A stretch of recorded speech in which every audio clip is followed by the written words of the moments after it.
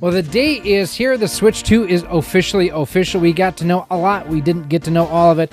I have some thoughts on the situation here. I've got just a few notes here that we're going to go over in a full-length video. So what are we looking at here with the Nintendo Switch 2? First and foremost, I think Nintendo missed the mark on a few things. I think they knocked it out of the ballpark with a few things as well. I also think they were very deliberate with this presentation of what they did and did not say. First and foremost, they did not say a price. We said in a recent short that I thought $349 to $399 home run. $449 would have been okay. $499, they were out of their minds. Well, it's $449 and $499. See, there's two different combos coming of the system. One that comes with a copy of what's playing up above me. That is Super Mario Kart World, and that is for $99.99 in the US. And then without any games or whatnot for just the system, $449. I think that's overpriced for what it is, especially when you consider the power of the system, what it does, and the competition out there.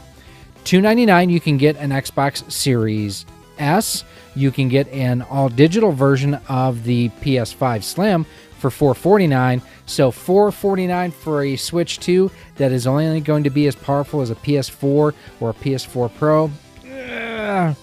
Yes, it's got the built-in display on it. Yes, it has some other stuff in there. Yes, it's Nintendo, and one of the things Nintendo never does is they never lose money on their consoles. So it's also inflation, like things are more expensive.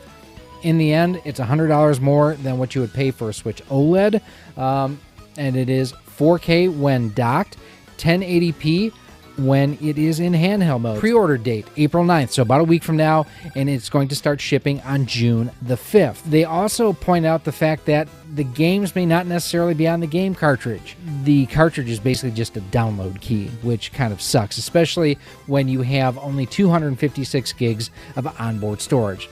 500 gigabytes should have been the minimum, especially with that sort of setup on there. A lot of games throughout here. We did not get a new Mario or a new Zelda announced, but there are going to be Switch 2 enhanced versions of like Breath of the Wild and Tears of the Kingdom. One final thing that we did get that I absolutely loved, not only Mario Kart World, but also a new Donkey Kong. Absolutely looks like a sequel to Donkey Kong 64. I hope it plays a whole lot better. What did you think of the Nintendo Switch 2 Direct? Let me know down in the comments, and stay tuned for a full-length breakdown where, yeah, like I say, I've got just a few notes.